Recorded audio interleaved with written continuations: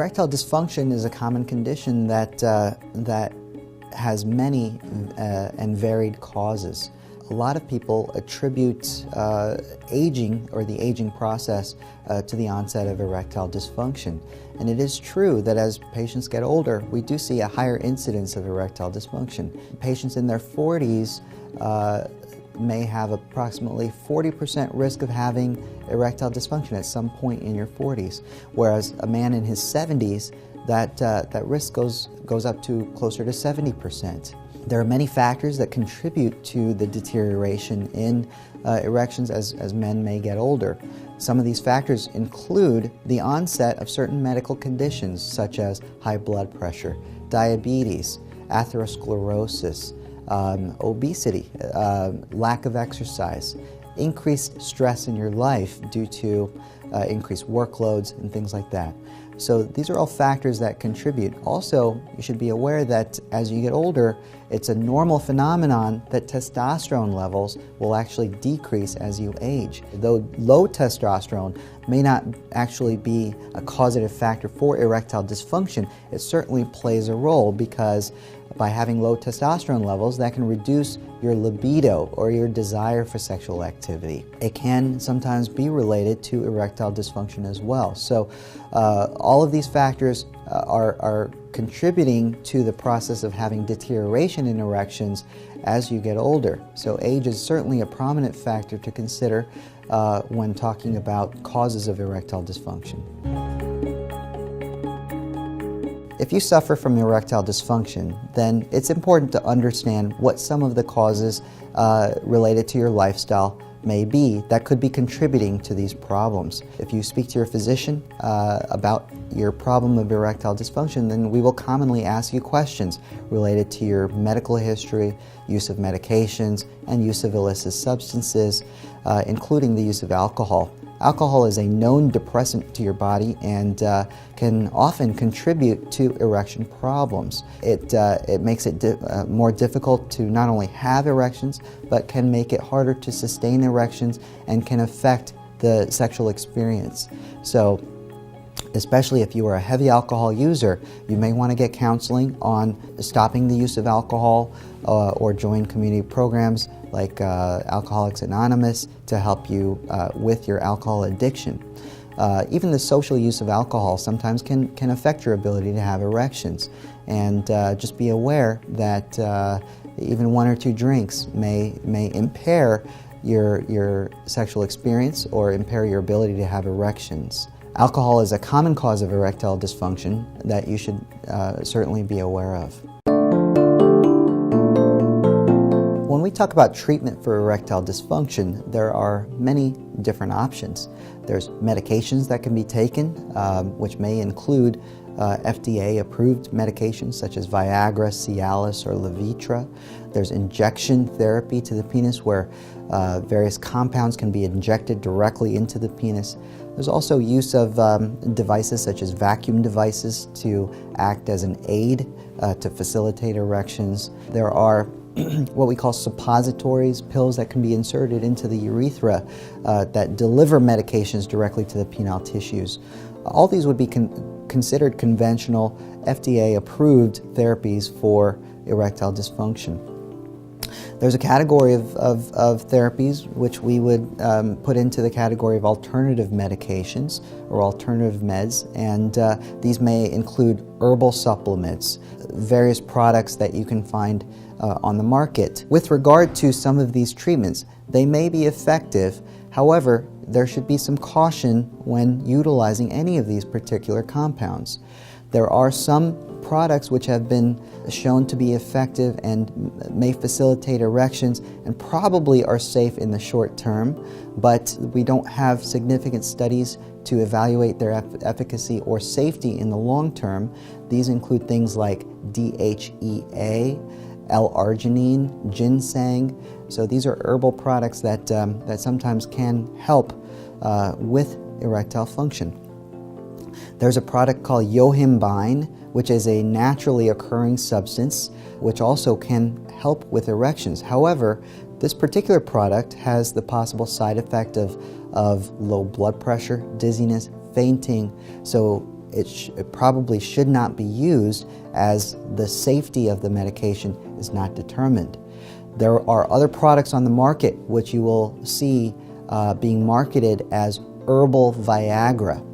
The FDA has put out warnings stating that these products contain a large number of compounds that are not regulated and may not be known. Many of these products may actually be spiked with products that are similar to drugs such as Viagra, and because these are not regulated products, they can have serious potential side effects such as fainting, dizziness. So the FDA has put out a warning saying practice extreme caution when using these types of products, and it recommends against the use of these types of products. So there are alternatives to conventional therapies. The most commonly used treatments for erectile dysfunction happen to be conventional therapies. However, many patients will see many things being marketed, and the bottom line is you have to practice caution, because the safety of many of these products is not clearly determined. There are a number of factors that can increase your risk of erectile dysfunction, and a common question that we get as urologists are, does bicycling actually increase your risk of having problems with erections? And the short answer is yes, depending on the types of seats you're using, things like that. But basically, bicycling puts direct pressure from the bicycle seat on an area called the perineum. The perineum is the area behind the testicles and in front of the rectal area. And that is where all the nerves and the blood vessels that go to the penis go through to get to the penile area. So by placing direct pressure on that area, there can be trauma or injury to some of those nerves or blood vessels. And for this reason, in the recent years, bicycle companies have come out with newly developed seats that actually are split down the middle so that pressure is no longer placed on this middle area and rather distributed to the sides. And that can be protective to reduce the risk of injury to those areas. But if you're an avid biker and you spend a lot of time on the bike, then you should definitely consider getting one of these specialized seats. Otherwise, there can be trauma that occurs as a result of long hours spent on the bike.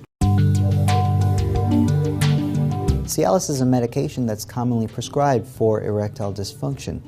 It is a medication in the class of medications called phosphodiesterase 5 inhibitors. What these medications do is block an enzyme within the penile tissues, and this causes the elevation of some other compounds that act as what we call vasodilators. These compounds facilitate relaxation of the smooth muscle in the blood vessels to the penis. And when you have this relaxation process, it's important for that relaxation process to help stimulate an erection.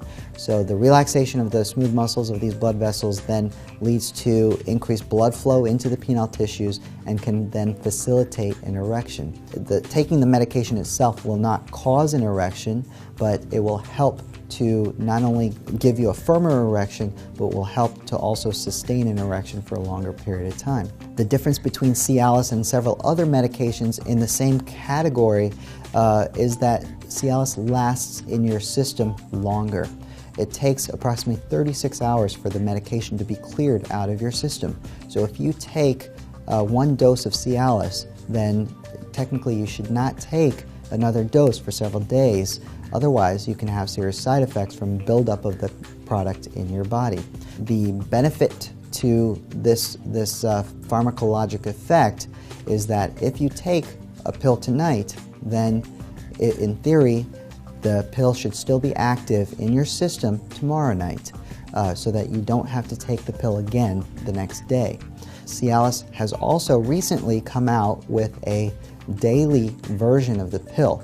This is a lower dose of the medication that is not only designed to help with erectile dysfunction, but there are some studies that have shown there may be some benefit in improving urinary flow for men who may have conditions that affect the urine flow through the prostate area. So these studies have shown that daily Cialis may actually slightly improve urinary flow.